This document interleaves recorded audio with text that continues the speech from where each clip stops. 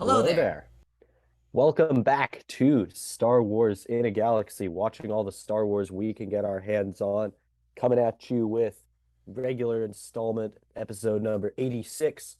Today we are continuing on getting through the Bad Batch. We are looking at episodes 2 and 3 of season 1. We are looking at Cut and Run and Replacements. As always, I'm Jacob. I'm Eli. And yeah, let's just get into it. So I want to first say we've had a bit of a wonky schedule recently. We said we were going to be returning weekly, and we are mostly going to be returning weekly. There will not be an episode of In a Galaxy next week, but next week will be the final vacant In a Galaxy week for a while. So here's what we're doing.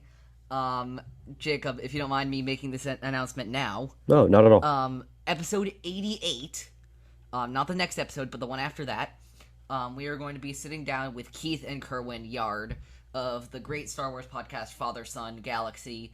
You should go check out their show. We'll link them in all the episodes leading up to that episode, and of course that episode itself. And we'll be talking about the mid-season of the Bad Batch, Battle Scars, Bounty Lost, and Battle Scars Reunion and Bounty Lost are the 3 episodes. And that will be coming out, I believe, 3 weeks. And then 2 weeks from now will be the ones in between here, Cornered, Rampage, and Decommissioned. So that's just to explain a lot of what's going on with us here. And then, of course, Epic Confrontation will return sometime in November. We don't have a date, but Buck O'Brien versus Jerry Cable will be in November. That's just a bit of scheduling and where we're at, because we kind of disappeared off the grid for the last week or so. I Yeah. just wanted to keep everybody updated. But yeah, let's get into the show. Yeah, so we're hoping to be more consistent, be able to stick to our schedule, Yeah, get the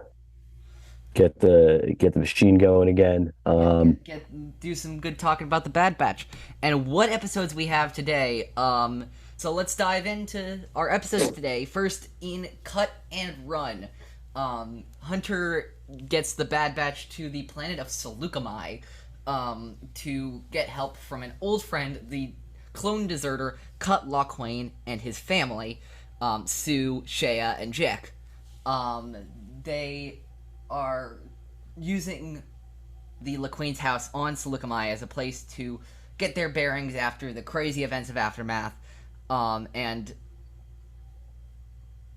they start to learn what it means to have Omega as a child taken care of with them. Then Hunter and Cut go into the newly industrialized Seleucami, into like where the Imperials have set up camp. It's still being guarded by clone troopers. And Cut was planning to leave the planet of Seleucami with his family, because if he was discovered by the newly formed Empire, he would probably be executed for treason. But they discover that they cannot board any freighters off of Seleucami without a chain code, which basically the Empire is registering people with these codes that can keep track of every single person or being or sentient being in the galaxy. This is a new system that the Empire is using, and so in response to that, Tech and Echo managed to forge fake chain codes for them to board. Hunter's original plan is for Omega to go with the Lawquane family, reasoning that his way of life and the Batch's way of life is too dangerous for Omega to be on, sustained. But Omega rejects that idea, and in the middle of a firefight, while they're trying to get the Havoc Marauder to take off, Omega rejoins the Batch, and they confirm that Omega's destiny is with them, and they're her family. As great as the Lawquanes are, her destiny is with the Bad Batch, and that's how Cut and Run ends. Yeah, Cut and Run is a freaking. It's a weighty episode, I will say. Like, it is crazy to me, like that. Like, Aftermath, Cut and Run is a 1-2 punch of 2 episodes. Like, it is I will have some problems with the Bad Batch going forward. Like there are some episodes I don't like as much as these two, but Aftermath I already discussed with you. I thought was fantastic, and Cut and Run is just like exactly what it needs to be. Yeah, I think Cut and Run is a fantastic episode. I think as far as kind of regular season episodes that aren't these huge kind of event based intros or finales, I think is a fantastic episode. Um, all about getting off the grid. I really like how it develops the Bad Batch and Hunter especially and Omega as well. I really like how it gives them more development, gives them more depth. We get to see the different facets of these characters. Yeah, I think it's a fantastically put together episode. Yeah, it's I'm excited to get into it. So, where do you want to start with this? Um, I don't know. We could kind of jump in. There's kind of throughout these episodes, we're kind of going to be bouncing, um, because we've got these sort of two, almost three, I would say, storylines happening at once, where we have all these themes and things we can talk about tied up with Omega and the Bad Batch, and then we have Crosshair, and we have Crosshair's journey, where he is kind of the choice, or I guess the choice has been made for him almost, to remain on Camino to serve the Empire. And then also we have this kind of the growing intrigue, of Camino trying to stay alive and trying to preserve their contracts and their lucrative clone contracts, and all that murky stuff with Project War Mantle and whatnot. Yeah, Um, absolutely. I will say the last two plots you mentioned, um, are way more in replacements than in. that's a good point. They are. So I guess we should jump in. In this episode, with Omega. I mean, she is really this centerpiece here. Landing on Seleucami, Omega, she discovers dirt for the first time. She sees I was gonna plants. bring that up. Yeah, I was gonna bring the dirt up. There's that. I remember when I first watched that, the thing I immediately thought of was that Rey line from Force Awakens. I've never seen this much green in the entire galaxy. Yeah, like Um, the way Omega, she's like, "What's this?" And then I can't remember. I think Tech says it's dirt. She says, "That's incredible," and she's so into the dirt, and she's never seen it before. And she's never been on a real planet teeming with life. That's not just. I mean, all she's known is Camino. the sterile Rainstorms. film facilities. Yeah. Yeah, that's all she's known. And it reminds me that like as and this is true for all of the clones, as Omega was like she was a medical assistant to Nala Se. She was a clone. She had this unaltered DNA of Jango Fett. Yeah, What is one element of her that is there, but she never got to experience, and that's being a kid. She never got to be a kid. We see this later in the episode when she's playing ball with Shea and Jack, where they throw it to her and she and just sails right past her, and she's like, "What is the point of this?" And they go that line, which breaks me every single time. They go to have fun, and it reminds me that there's no fun. Like there's been no fun for Omega. There's been no she is not unlike even the other uh people who've gone on heroes' journeys in Star Wars, very similar to Omega. And I'll be bringing up Joseph Campbell and Hero's Journey a lot in this because Omega's journey is very similar to Anakin and Luke and Rey and Ezra and blah blah blah.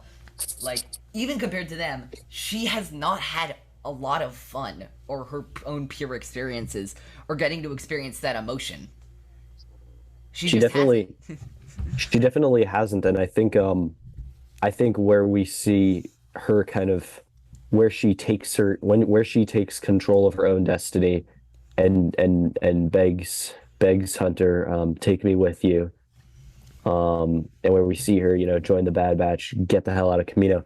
She kind of does what we as the viewers wish all the clones could do, and that is have an actual life outside of fighting and dying for the Republic in this kind of predestined, very limited life cycle, or at least the one that's been forced upon them. And I think in some sense that's the Bad Batch as well. I think are kind of completing Omega and the Bad Batch, they're completing the journey that kind of the clones as a whole were making throughout the Clone Wars, where we're seeing them as people, as humans, as individuals.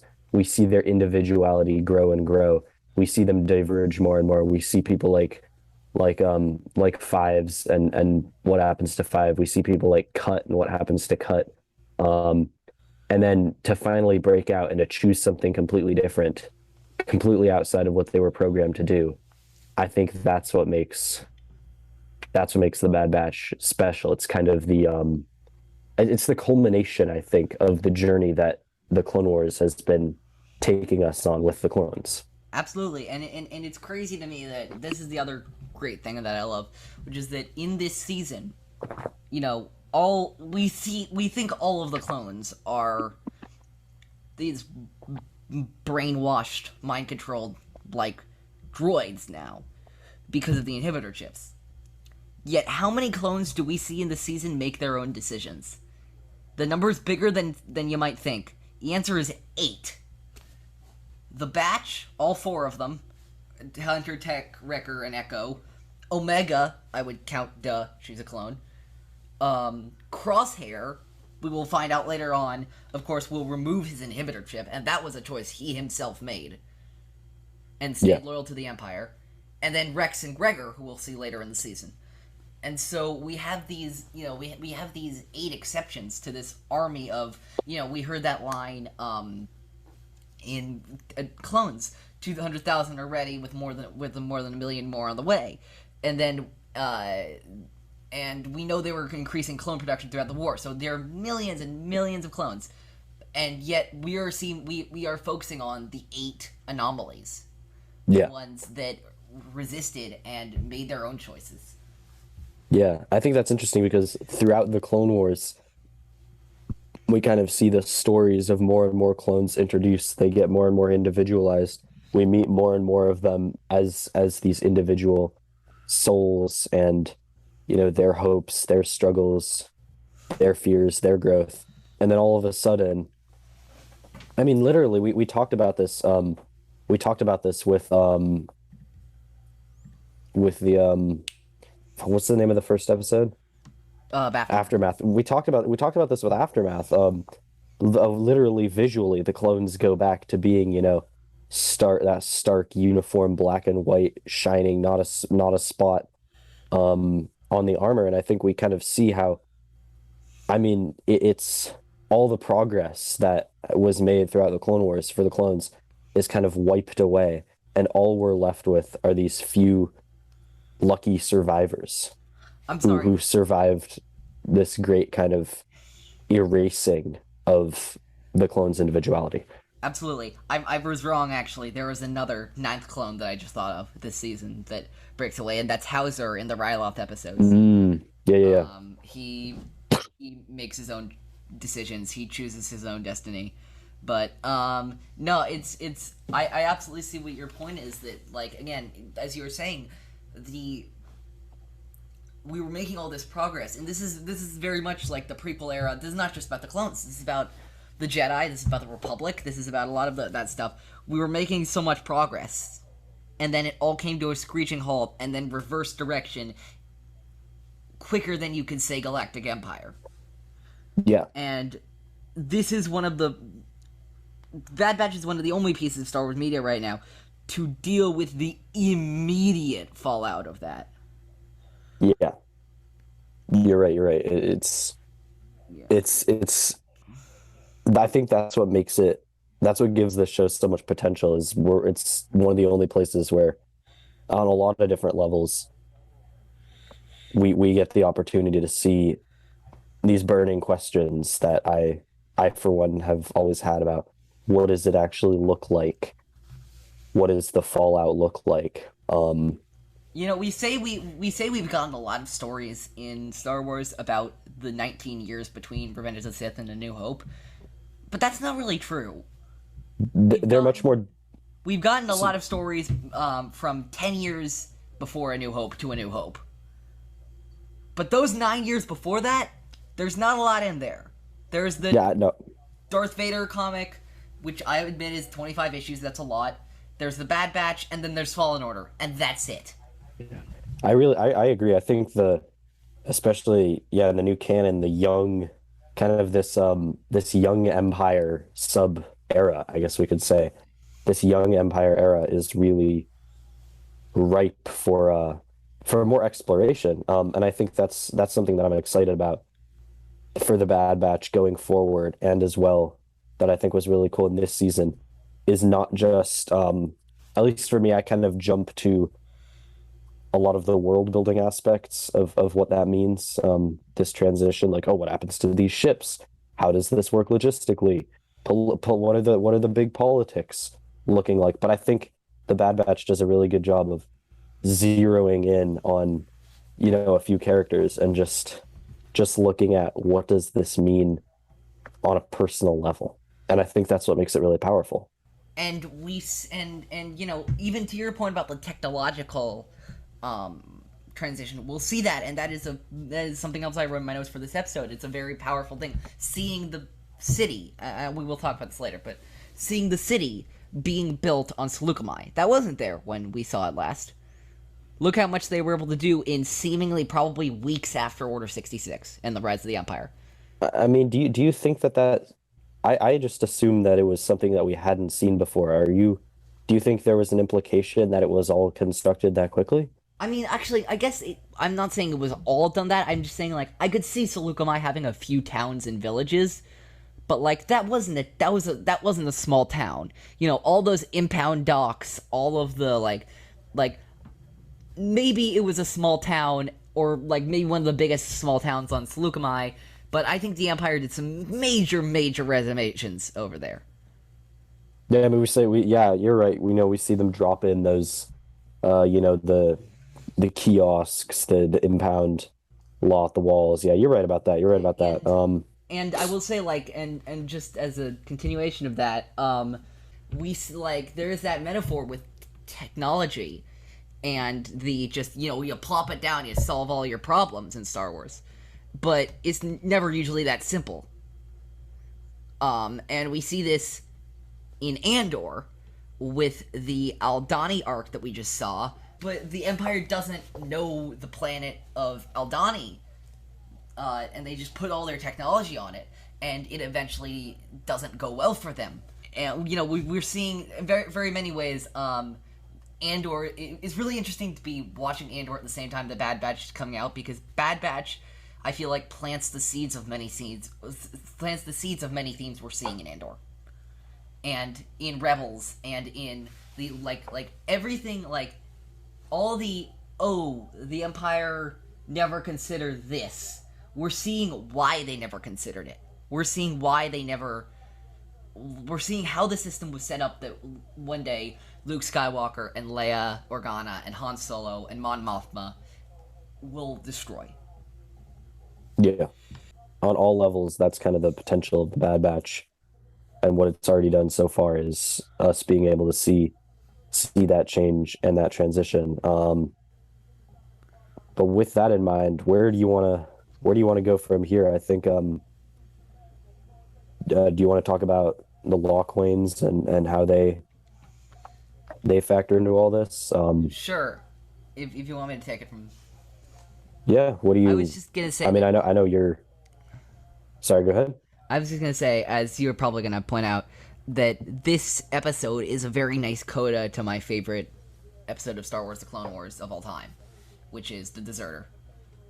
And I hold this episode as a very special place in my heart, because I really didn't think we were ever going to see Cut and his family again. Me neither, to be honest. It's really amazing to see them back. I think in this context, they have so much to offer, obviously, to the Bad Batch, to Omega, to the story. So Eli, I mean, I commend you. You were right on the money. Every time you sang the Deserters' praises, you were right on the money, because they were bringing it back. Shocking. Yeah, it's truly shocking that we get like a coda to that episode, which really, again, it didn't need it, But now that we've gotten it, it's so much better for it. Yeah, absolutely. I think it's one thing to see Cut as this deserter in a time when he's kind of the anomaly, in a time when he ran off. The other clones, they have to struggle with, they can't believe that this guy ran off and they abandoned them. And then all of a sudden, Cut he's like the model for Yeah, the he's other the clones blueprint. and what they're trying to do. All of a sudden, we go from him being framed as not the bad guy, but we go from his decisions being framed as questionable to realizing, well, he really made the right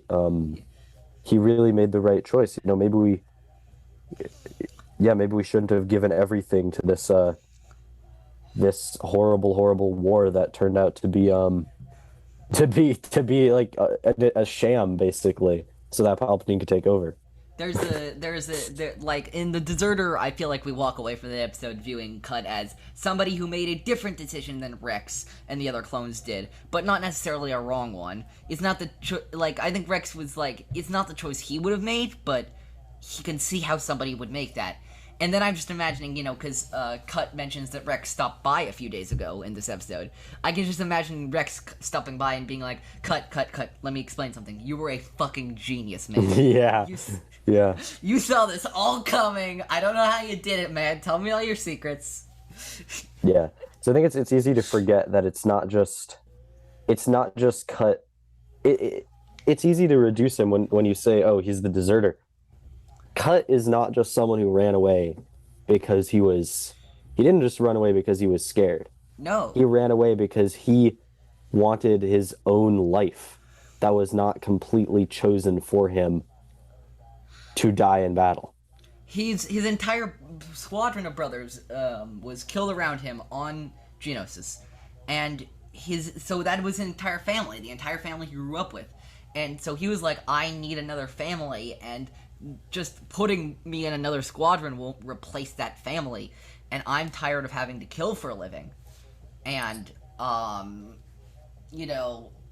but Cut makes the stunning decision to walk away from it all. And that's another thing I was going to mention is Star Wars' theme of walking away. It's a big thing in animation. Yeah.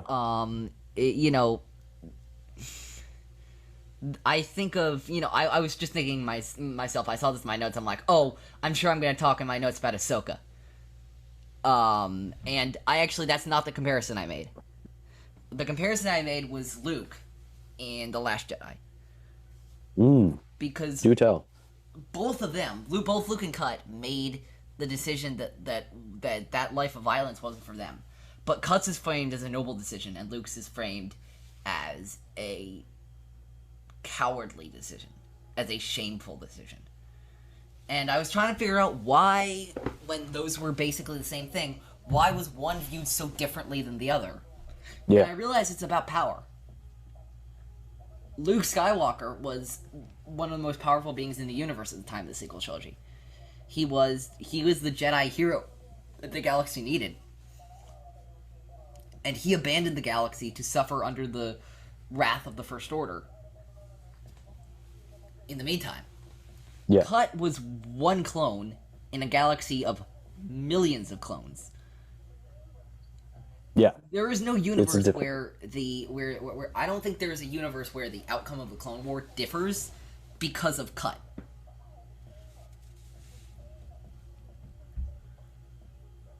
Yeah, but I think at the same time, I think what's interesting is that now that you mentioned that, I'm realizing Cut kind of challenges Star Wars' main philosophy, because we're always saying Star Wars, it's all about choices. Everyone has the choice to step up. Everyone has the choice to do their part. Everyone has the choice to be better. With that rationale, I think, if you look at it through like the lens of the rebellion, it's individual people, a lot of normal people just making the choice to, do something extraordinary, stand up, put yourself in harm's way, stick your neck out for the good of the galaxy because you believe in it. But I think Cut goes the other way, and his story goes the other way, because it's saying what if the choice is not just to fight? Because often in Star Wars, the choice is to take up arms and to go into conflict, to go into battle and use violence. And Cut is kind of saying, what if the choice is to not fight? Yeah, I mean, well, yes, but also I would say that, Cut does fight in The Deserter. Yeah, you're right. It's about what you're fighting for. It's about what you're fighting for. It's the Rebels theme. It's how do we win against the Sith? Win. The question is how Jedi choose to win. It's how you choose to fight. It's not if you fight or don't. I mean, it is, but it's more about how you choose to fight. And Cut is choosing A, the ground that he's fighting on, and B, what, again, like you said, very, very wisely, what he's fighting for. And that is one of the great. Those are the two dynamics of Star Wars: is who we're fighting against and what we're fighting for. Yeah, and I think all Star Wars stories can be broken down into those two things: who we're against and who we're fighting for. Or what we're fighting for. Yeah, or what we're fighting for. Yeah. I mean that does make sense. Go back to the Jedi. Even though they were making the choice to fight, they were fighting against the right things. Trying to end slavery and misery in the galaxy, but they were fighting for the wrong things at the same time. You think about they were corrupted by the Republic.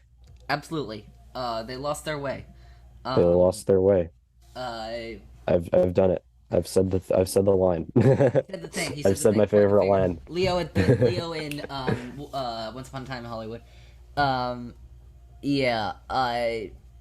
No, absolutely. And do you want to go on to? Let's see. What do we have next? I guess. I think we can talk about the incident with is it the Nexu? The Nexu. Yeah, I have trouble keeping all of Star Wars's wild beasts and their wild names. I didn't know Nexus lived on Felucia. Not all Felucia, worked out in my mind. Seleucumai, yeah.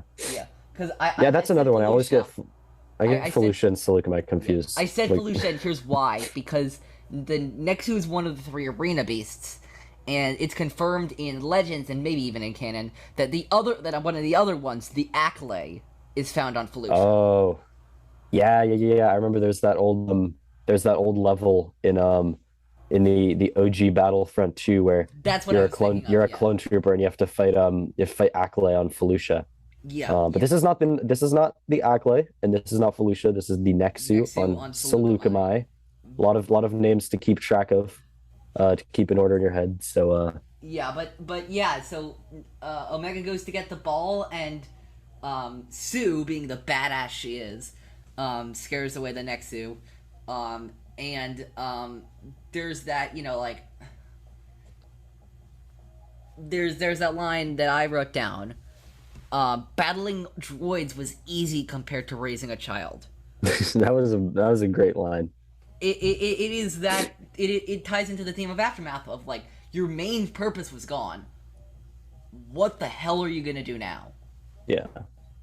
I mean, this is the first few episodes. I mean, frankly, this first season is the Bad Batch having no idea what the fuck they're doing. Yeah, absolutely, and I think we see them find a purpose, Ish. in Omega ish. Yeah, their purpose is to Omega, but as far as what they're actually doing, it's pretty varied during the series. They do a whole bunch of things. I think the main one is we're running away from the Empire. But I think Omega kind of is going to become their purpose in the bigger picture. Absolutely. And that's one of the things about watching Bad Batch right now is that we don't know where this is going. We don't know the full arc of the journey. Yeah. We know the arc of season 1, and that tells us a lot, but doesn't tell us everything. Yeah. But I wanted to talk about this scene in particular, where they drive off the Nexu, and then Hunter really harshly berates Omega. He's like, "What are you doing? you could have gotten killed. Why did you go past? He's shouting at her, and she's just Yeah. she's terrified. She gets a cut ends up carrying her inside. I mean, what do you think? I think this kind of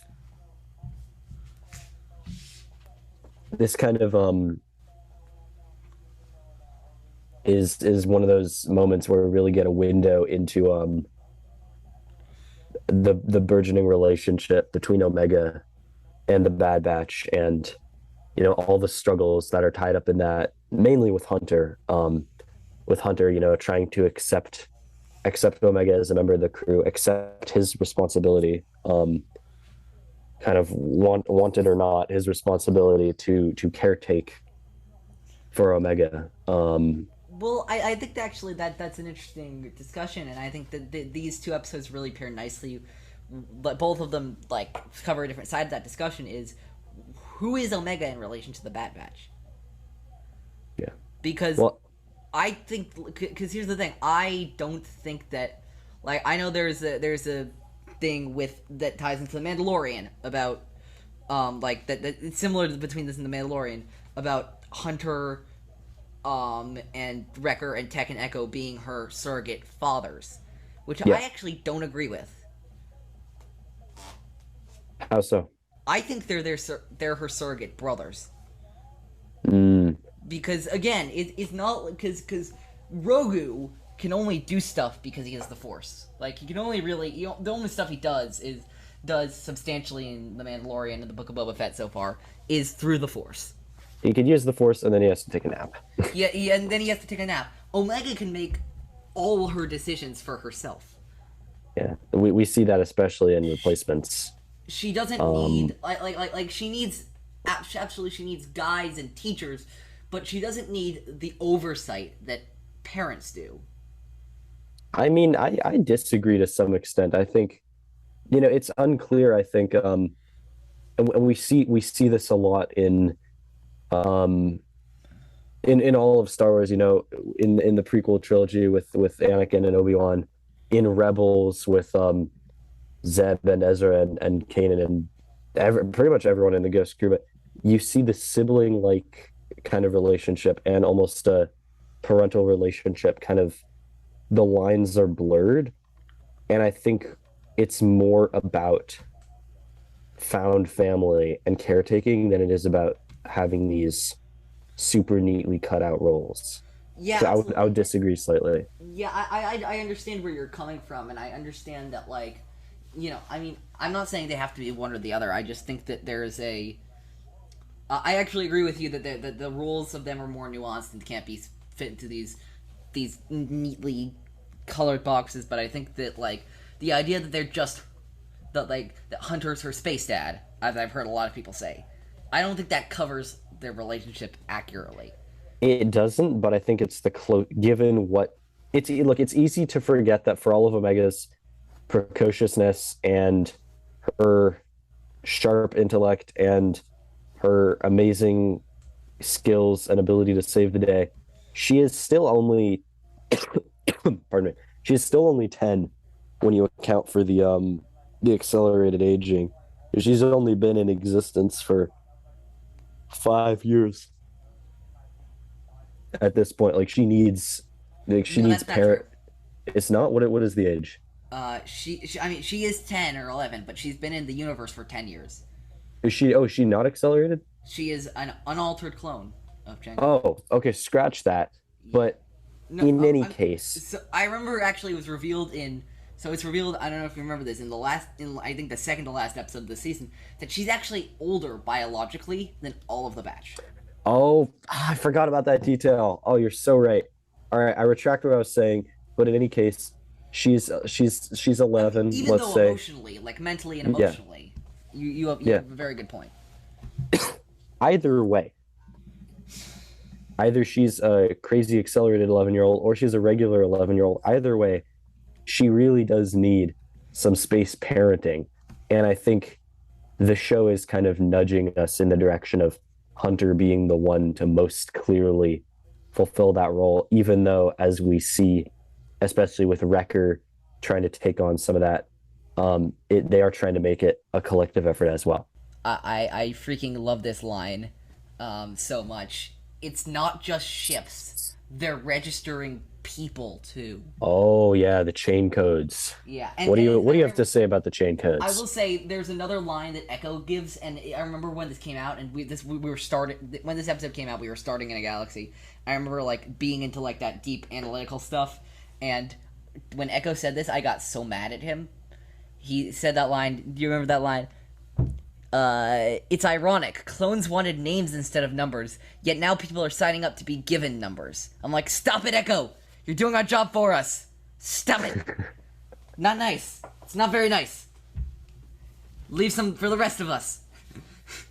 But no, it is this... It is this incredibly elegant, thing that they put in there with the chain code. And especially after,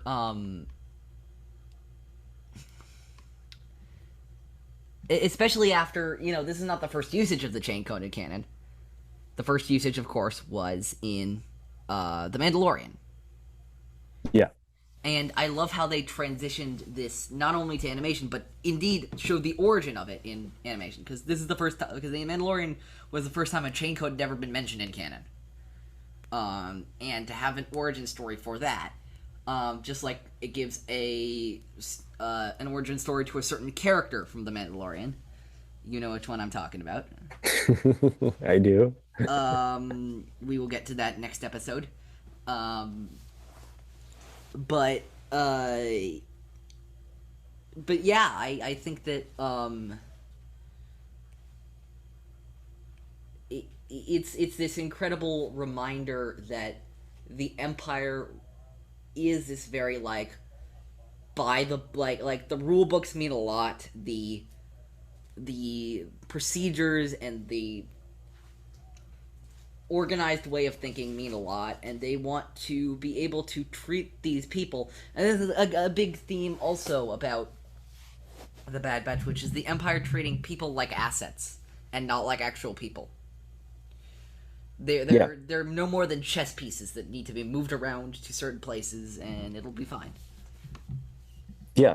I mean, absolutely. That's what this is all about. There's no individuality. That's the tyranny of the Empire, but also ultimately the Empire's downfall because they expect everyone to just fall in line and be grateful. And of course, not everyone is going to do that. Yeah. And they don't really account for that. And I wrote in my notes, this is... Sometimes I write things and I'm like, wow, I wrote that.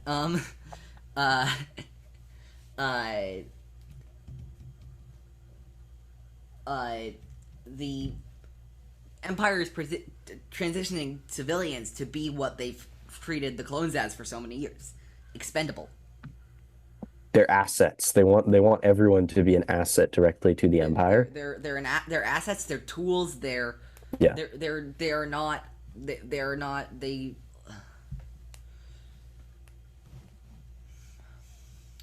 There's that scene in and we'll talk about the scene in Replacements very soon, but like I'm thinking about the parallels between Aftermath and Replacements, and thinking about like there's that there's a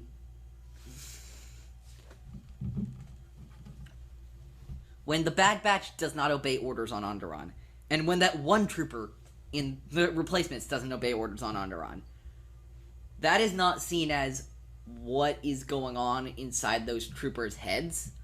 That is, what are we doing wrong with the program? What is our programming?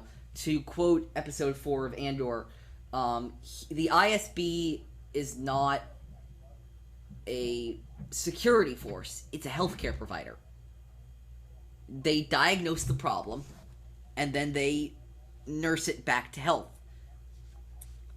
That's a great line. Wow. From episode, I'm paraphrasing, but from episode 4, Aldani of Andor. But they will systematically lay out everything they stand for and everything they're going to do in a certain order, And when something does not fit that, it's not like, oh, what's that person thinking? It's, this is an aberration in our programming that we need to fix. Yeah, I mean, we literally see it. They literally are programming. They're literally tweaking Crosshair's brain and programming him to their will. And you know, we see this like even carrying on to the First Order. I'm thinking of like, there's that great exchange in The Force Awakens where Phasma's talking to Hux and she goes, you know, FN 2187 report submitted his blaster for inspection, was evaluated and sent to reconditioning. What the fuck happened to this guy? Yeah. Why did that not work? And it's the same thing again. It's not about seeing people as walking, thinking beings. It is seeing them about movable, movable, replaceable, expendable assets. Yeah. I mean, I think what you're getting at, yeah, is that's the Empire's MO, is that the Empire, I think ultimately this all comes back to the fact that the Empire does not exist. No matter what Palpatine says, no matter what Tarkin says, no matter what anyone says, the Empire does not exist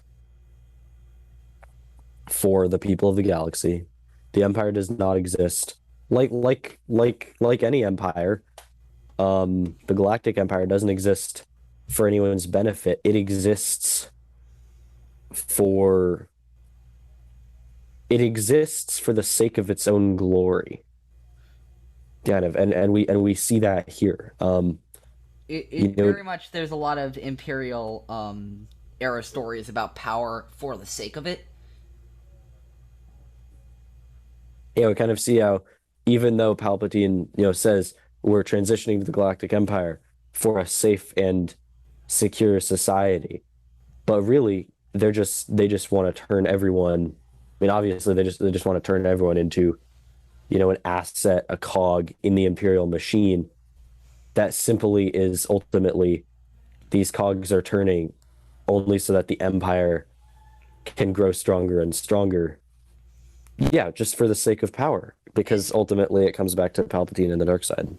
And what the Rebellion era stuff is going to do is people are going to figure out that, and they're going to realize that if I just like act like everybody else in this machine and then slowly mess with them, then I will destroy the Empire from within. That's that quote from Andor that was heavily featured in the trailer. How did you do it? How did I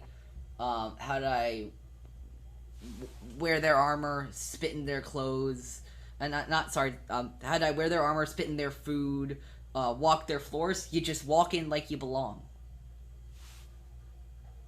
Yeah, exactly.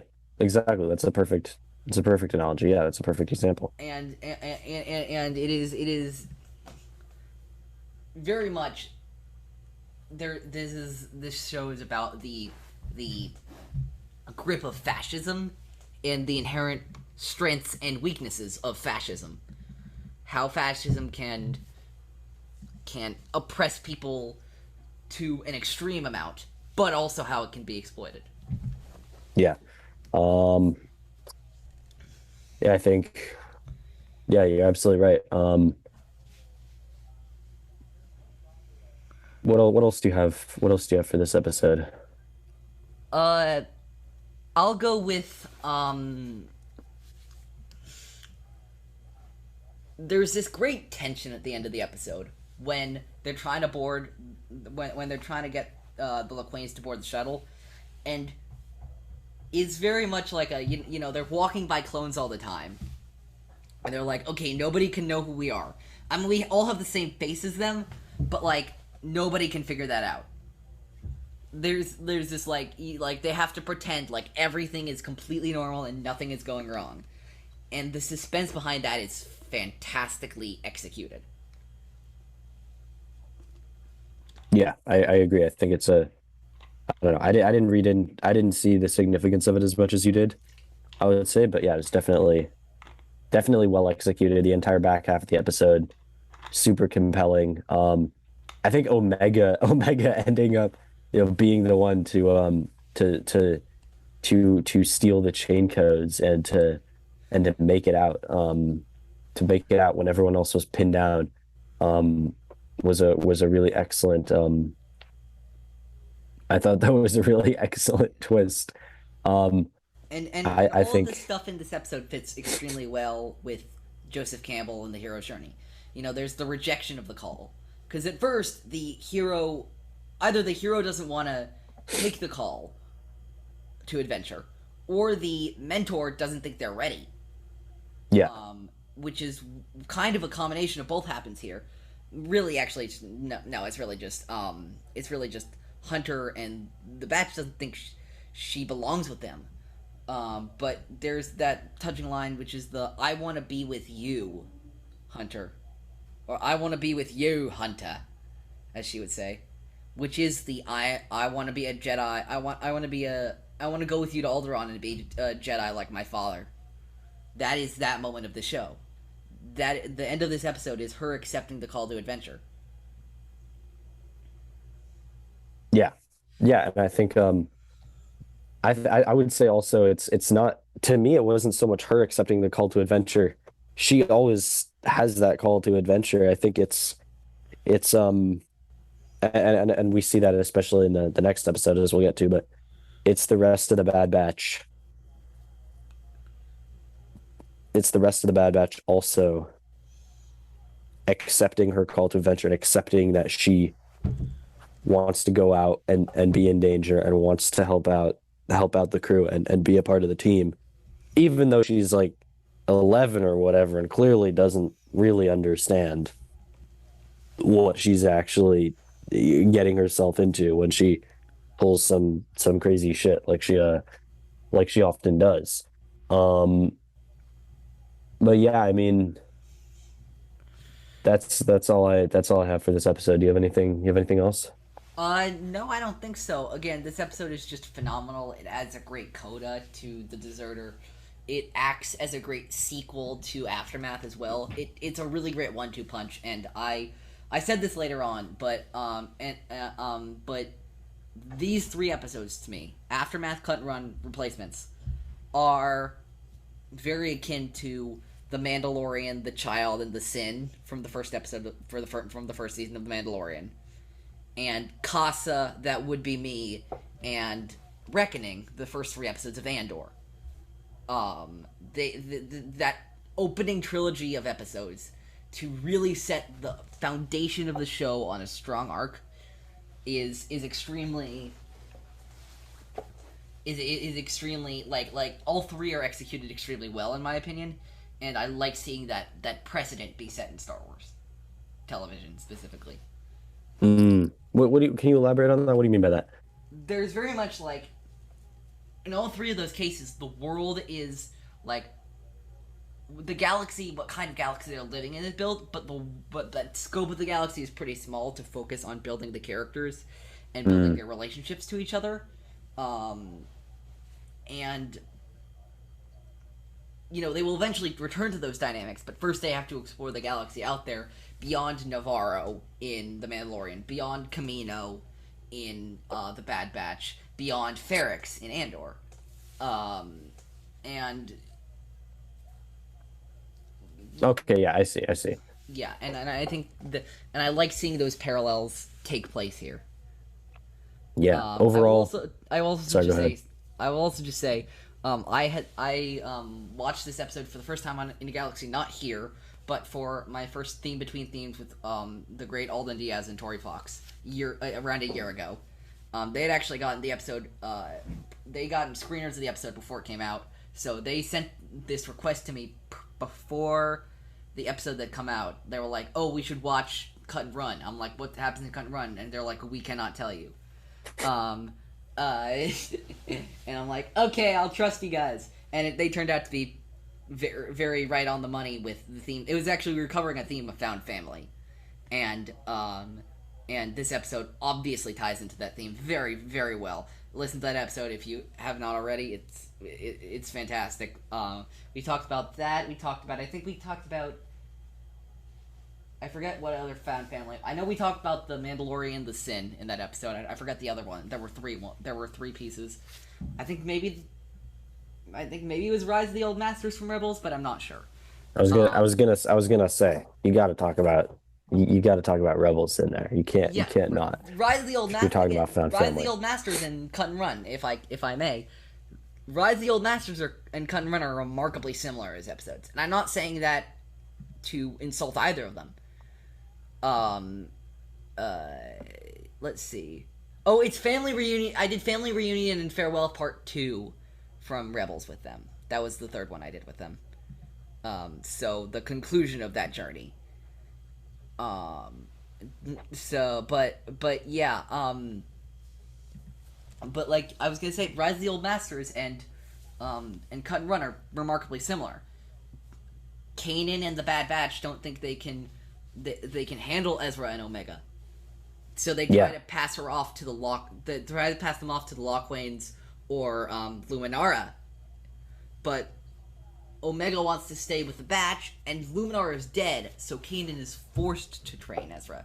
So the Bad Batch are forced to keep Omega. This is their destiny, whether they like it or not.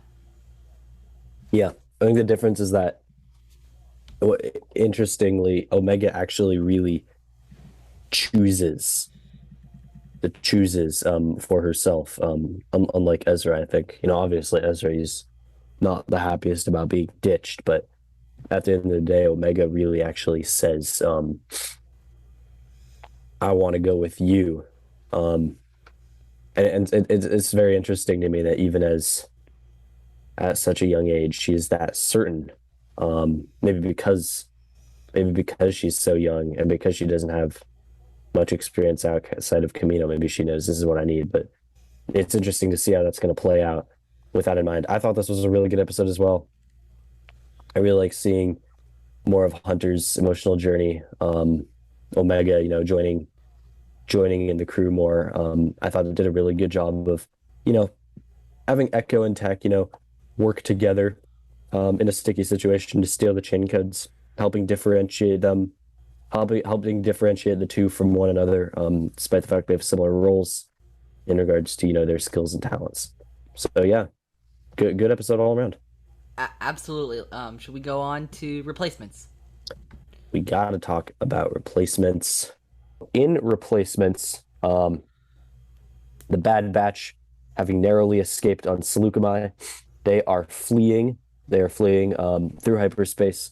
Their ship is encountering some problems, but it's nothing too bad until the power fails and they are thrown out of hyperspace and they crash land on an unknown moon. Meanwhile, back on Camino, Tarkin has introduced his sidekick, Admiral Rampart, who has his own project of these recruited clones, or these recruited non-clone soldiers who Tarkin decides to put to the test by sending Crosshair in charge of these recruits to wipe out Saw Gerrera's forces on Andor. So they go to do that. Meanwhile, on this moon, the Clone Force 99, they are bedeviled by these dragon creatures who steal a what do they steal a capacitor. They steal a capacitor from the ship. Hunter and Omega go to retrieve the capacitor, and they confront this creature. Hunter's mask is ripped off by the creature, and Omega rescues Hunter, but then Hunter is unconscious, and Omega decides bravely and perhaps foolishly to venture into the cave where the creature lives to try and retrieve the capacitor. She actually successfully retrieves the capacitor, finding that the creature was not actually dangerous and murderous, just hungry because it feeds on the energy. It feeds on electrical energy. So she tosses the creature her flashlight in a smart move and is able to retrieve the capacitor. Back on Onderon, the squad is completing their mission.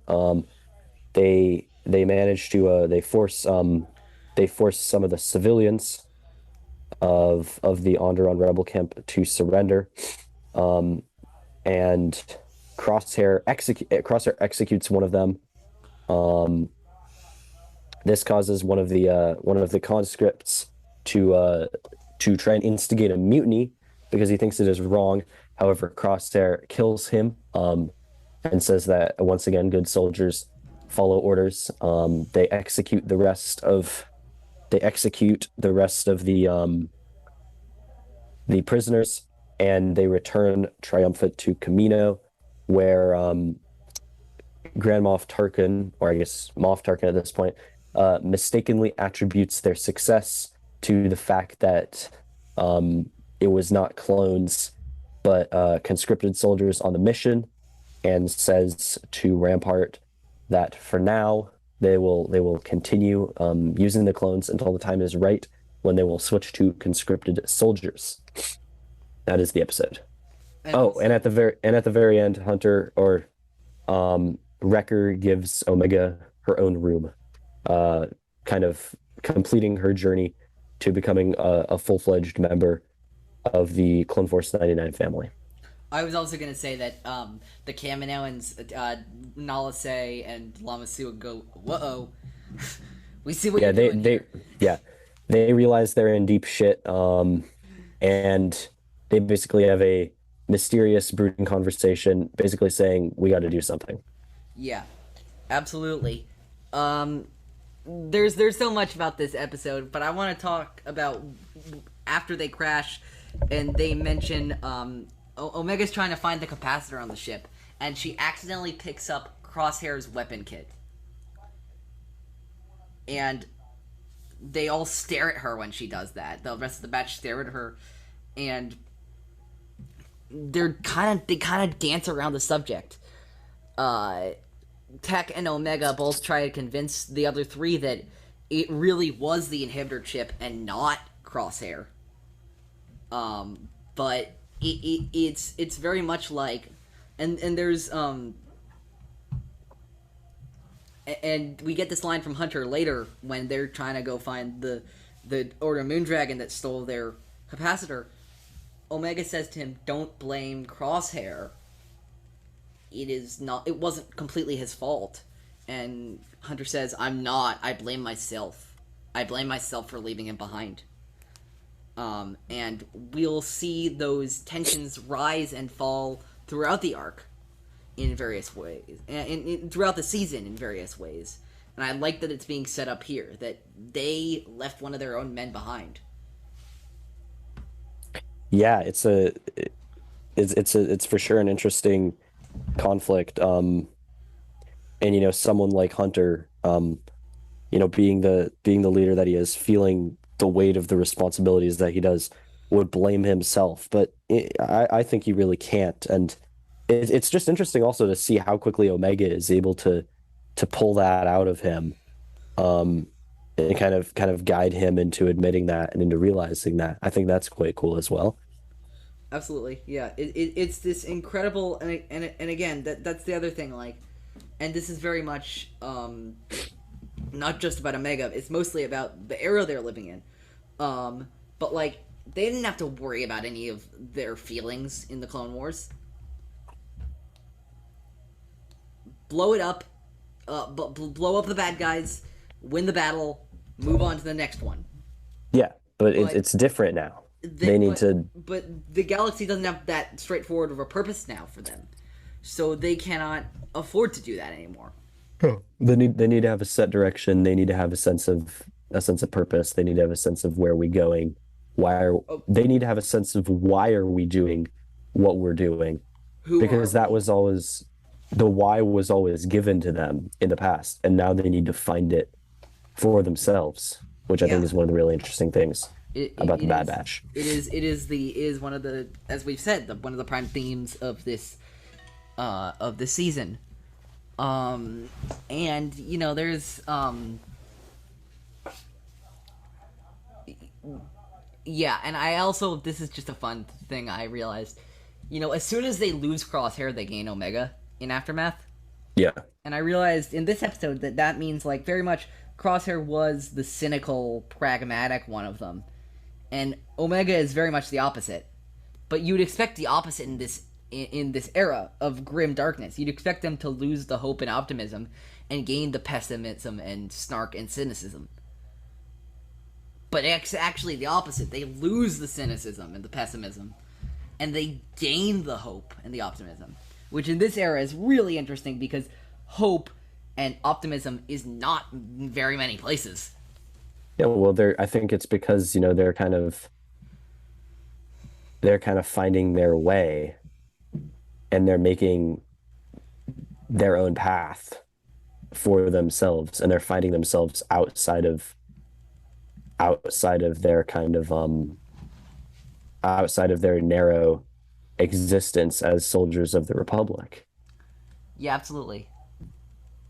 No, there's a lot of great stuff going on in Replacements. One of my favorite things about it, and I will probably use this more, but with the Crosshair Beeline story, I love that so much because it is the dark inverse of that part of Aftermath. We are replaying the same story again, but this time Crosshair is in charge. Crosshair is the main character, and Crosshair makes all the decisions. Yeah, absolutely. They're the inverse of each other. Yeah, they very much are. And I really like one thing that I liked about this episode, and one thing that we can talk about is how we get to see more of Crosshair's perspective, and he's not just the villain, but we see how he is also hurting, and he is also, struggling to find his way. Yeah, and absolutely. And I also pointed out in my notes how that compared with Omega. Omega and Crosshair, I believe, in this season are the like again. I'm not saying they have this like Rey and Bendu, but in the sequel trilogy, but they are the dyad of this, like thematically, story wise, they are the dyad. They are the exact inverses of each other. They're playing out their like. Omega's is an arc of gaining a family, and Crosshair's is an arc of losing a family. Yeah, that's true. Omega's is an arc of fleeing the system, and Crosshair's is an arc of embracing the system.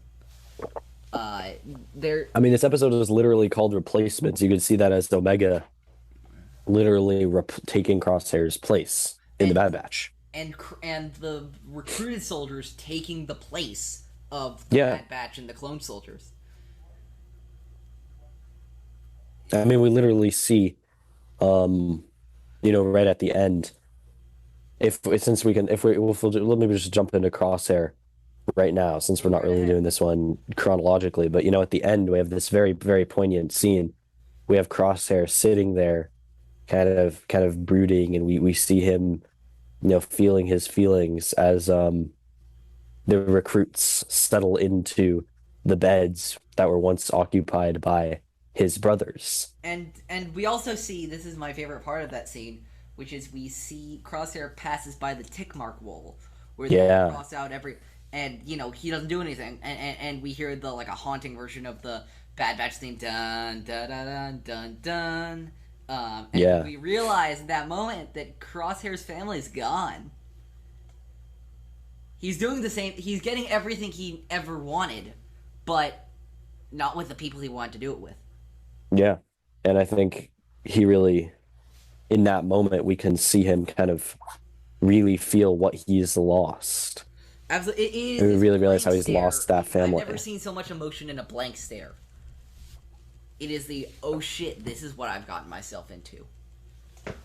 Yeah, absolutely. It's such a great moment, I think, for a character who so easily could just be, he could just be this callous villain, but the creators really take the time and take that extra little bit of effort, really show us a little bit more, and I appreciate that a lot. Absolutely. Let's see what else. I think we should also talk, and this is again about the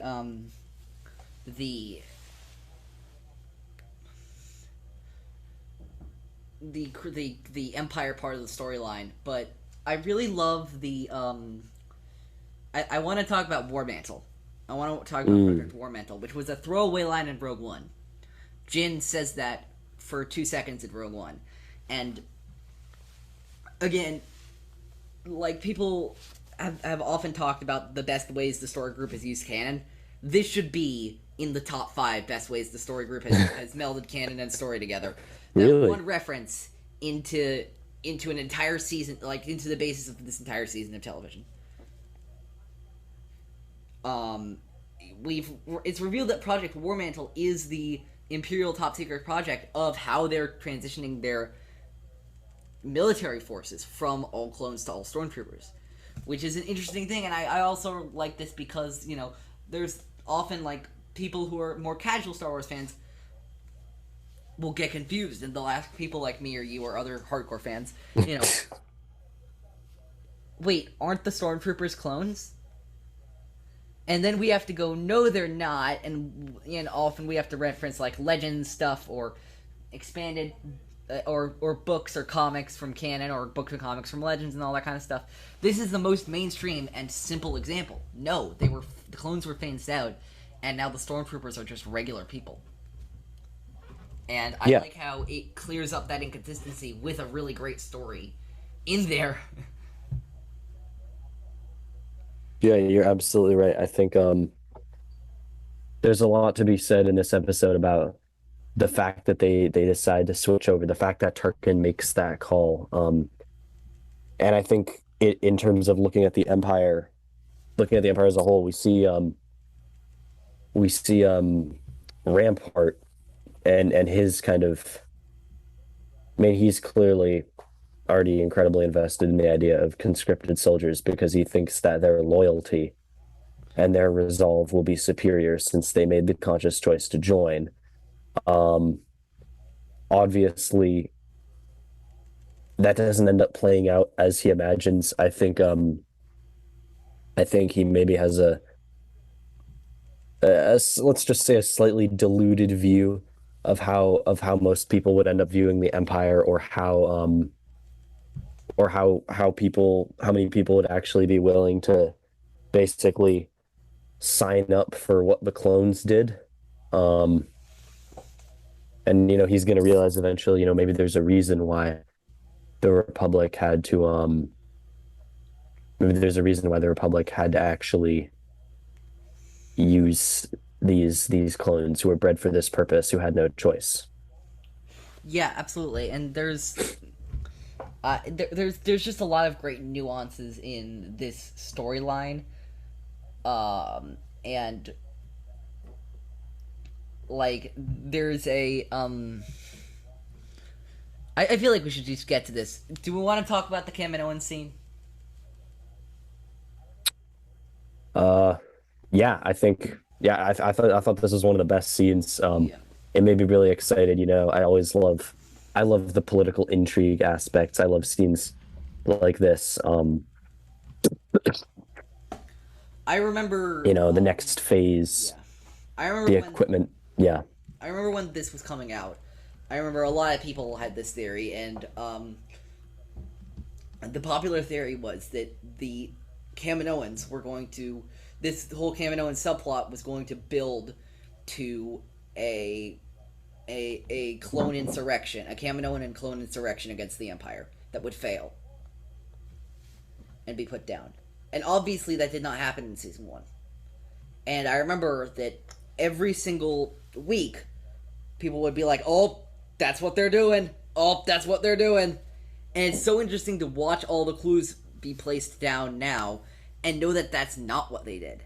And they chose a different route. And again, I'm not saying that they placed these clues down and they didn't deliver on the clues. They did, just not in the way any of us were thinking. Yeah. Yeah, that's true.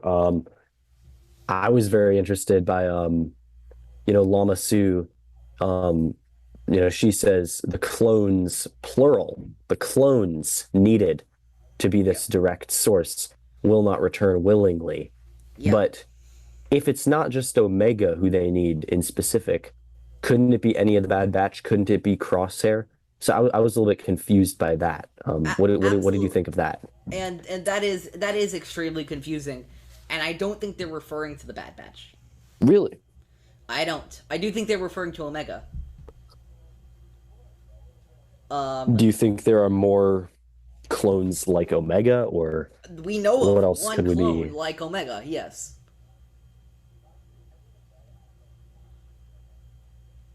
Which is an unaltered clone of Jango Fett roaming around the galaxy.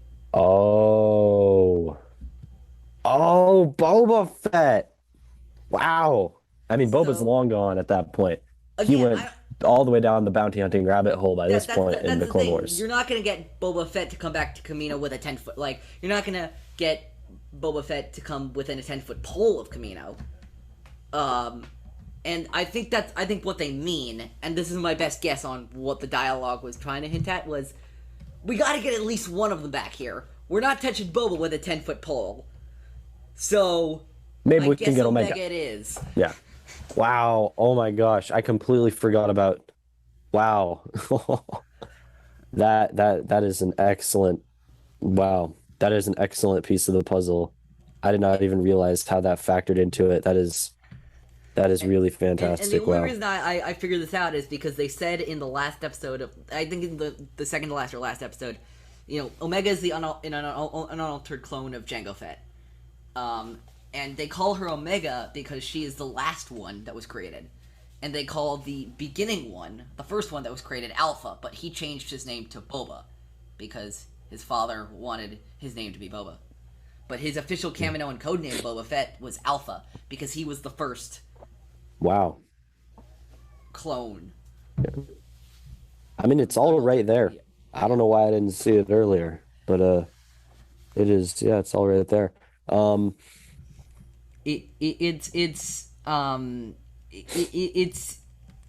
it's interesting to see how that ties into stuff, and I really hope that like I don't know if we'll ever build to this and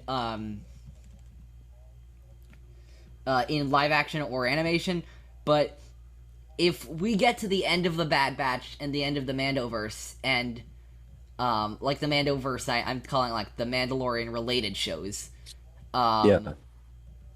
and we don't see Boba and Omega meet, that that that that's a wasted opportunity right there. I think we should have because they're basically the closest things that either of them have to siblings because they share the same DNA. Yeah, I think it's pretty crazy to imagine.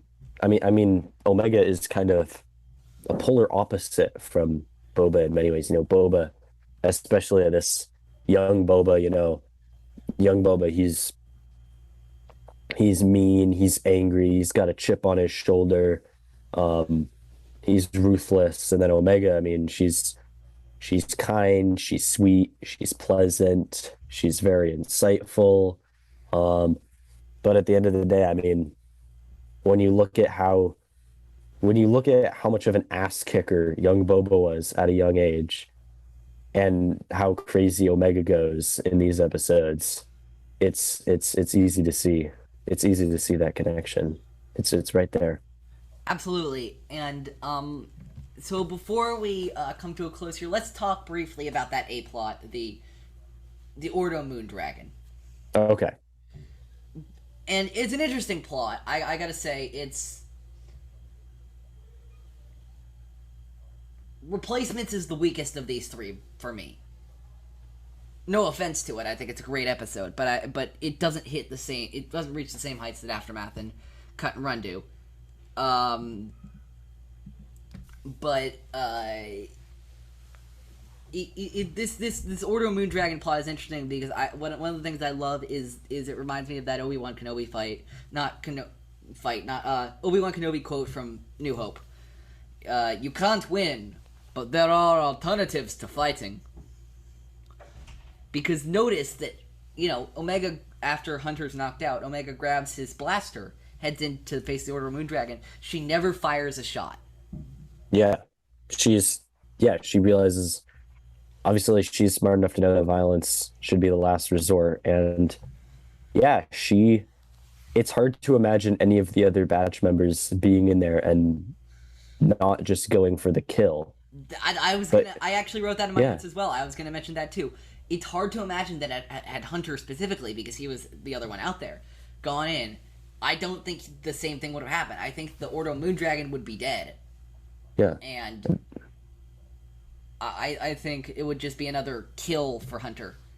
yeah, But Omega, Omega didn't even have to say a word to it.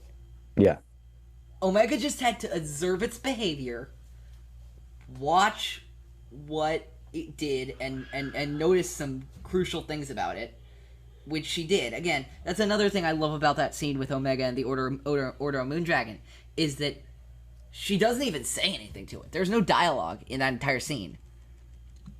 Unless you yeah. count unless you count Hunter yelling Omega, Omega from above. No, she just intuits her way through it. It's really Yeah, cool. Star Wars has a history with visual storytelling, and it really does that justice here, I think. Yeah. Um, I think I'm a big fan of this A plot, I think, because I think over these three episodes, this is really the beginning of as this is the beginning of Omega's journey. Obviously she has a long way to go, but I think that her her triumph with the Ordo Moondragon is kind of the culmination of her, or it's a big part of her integration into the Bad Batch crew, into the Bad Batch family. More importantly, as a member of this family, where she makes the choice to go with them. Um, she makes the choice to go with them. She makes the choice not to go with the Lawquanes. Um, Throughout this episode, we see Hunter and Wrecker, especially, the scene with the food, with Wrecker yelling, we're gonna die, and then looking over at Megan and saying, we're gonna be all right. Seeing them struggle to adjust to having a child on board, having her as a member of the crew. The fact that none of them really put up a fight when Omega says, I'm part of the crew, I want to come too. She wants to put herself out in harm's way to help out her brothers. Um and then you have her stepping up, um, completing a big objective for the Bad Batch. She steps up and she puts her own stamp on it, and she does it in her own way. And I think that's something that symbolically is very important for her as a member of the crew, because they all kind of have their unique thing. And as just herself growing up in the galaxy at large, I think it's a very cool moment. Absolutely, she gets to prove her worth in not that crazy of a major but important way to the crew, and and I think that's what this episode accomplishes very well. Do you got anything else, or should we wrap up for today? Uh, what do you think about I mean, obviously we have the B plot. I think we could touch on that a little bit.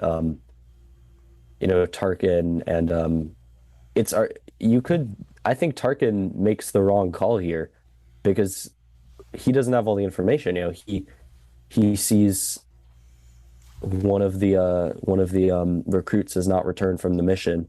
He just assumes that they were killed in the line of battle. He doesn't ask questions, and that leads him to say, okay, to hell with cloning. We're going to do conscripts. Yes, but I also think, here's the thing. Do I see where you're coming from with that? Yes, I do. But I actually think that in terms of just like shrewd, like cunningness, I think actually they did make the right decision for War Mantle in favor of cloning. And one of the reasons I think they really wanted to do the War Mantle stuff really is because it's cheaper.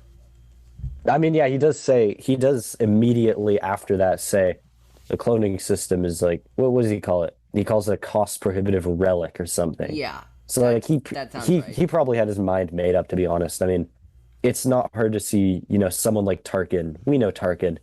He would definitely be seduced by the idea that all these people lining up, putting themselves on the line, choosing to prove their loyalty to the Empire, like the glory that could reflect on the Empire, I think is too seductive for And him. we did an entire episode of the Clone Wars about ordering 5 million more clone troopers. Yeah. which in the scale of the galaxy is actually not that many. But Yeah. it was going to plunge the Republic into a fiscal Yeah. crisis to do 5 million more clone troopers at that time. To quote Moff Jedred, I need more men. Yeah, they They need need more, more people. they They need need more more people, bodies. and they cannot pay that much per person. Yeah. So I think there may be more to it than that. You're absolutely right. And then one last thing. Yeah, any thoughts on the heartwarming scene at the very end where Omega gets her own room? I love that scene. It's one again. I think the Bad Batch has a real knack for having scenes that didn't need to be in there, but now that they are in there, we're so much for the better. And that is example 1A for that. Like we didn't like that wasn't important to the story, but having that emotional moment for Omega to feel like she has a family, that she's valued as a person, not just as an asset like she was on Camino, is extremely touching, and it just works. Yeah, I absolutely agree. She's so happy. She's like, I never had my own room. I think it's again going back to the theme that we've touched on a lot. It's a big step for her as, joining to be a member of the crew, as Hunter says, you're one of us now. You need to have your own room. Um, I mean, yeah, Star Wars is all about family. Sometimes it's the one you get. More often, it's the one you find and the one that you choose. And that's exactly what we see here. Um, Absolutely, yeah. and I think it's the ultimate. I think this is kind of the ultimate goal of the clones, or of the collective journey of the clones in the Clone Wars. It's so sad that so few of these beloved characters get to this point, but they get to the point where not only do they claim their individuality, they get to choose their own purpose and choose their own path in life. And we see the Bad Batch choosing to be a family here. Absolutely, yeah. Absolutely. It's a lot of that, and I think that again, these are great foundational episodes for the Bad Batch. These are great ones to build the structure that the next 12 or so episodes, 13 episodes will build upon. That's a good way to put it. Yeah. And I'm excited to do more with that stuff. But I think that's going to be it for this episode of Star Wars in a Galaxy. Next time on Star Wars in a Galaxy, we'll be doing the 4th, 5th, and 6th episodes of Star Wars The Bad Batch. Cornered, Rampage, and Decommissioned. Those are our next, or as I call them, the Fennec Shand one, the Rancor one, and the Trace and Rafa one. Where the Trace and Rafa one is where we find out that there's this moment in Replacements where Wrecker hurt his head. I'm sure that's nothing though. Yeah. That doesn't have to do with anything. Yeah. But we'll see. It's nothing. It's absolutely nothing that he's repeatedly complained about it and rubbing it in the exact spot where his inhibitor chip is. I'm sure that's What nothing. inhibitor chip? Anyway, but until then, we'll leave on what inhibitor chip. And until then, follow us on Twitter at In a Galaxy Pod, Instagram at Star Wars in a Galaxy. You can listen to us on Apple Podcasts, Spotify, Google Podcasts, wherever you listen to your podcast. We'll be there. If we're not, email us at swinagalaxy@gmail.com. Follow my personal account on Twitter and TikTok now. I'm now on TikTok. Oh, at exciting. OTFan327. Yeah, I've been doing some Star Wars TikToks on there just when I have the time. Which Star Wars character am I? Apparently TikTok thinks I'm Darth Vader. Which was very reassuring to me when I found that out. That was very cool. Thank you, TikTok. Also follow our trivia show at In a Galaxy Trivia on Twitter and on the Star Wars in a Galaxy YouTube channel, Epic Confrontations. It'll be returning in November. Buck O'Brien versus Jerry Cable. Very excited about that match. And in the meantime, I think all there is left to say is, may the Force be with you. Always. Always.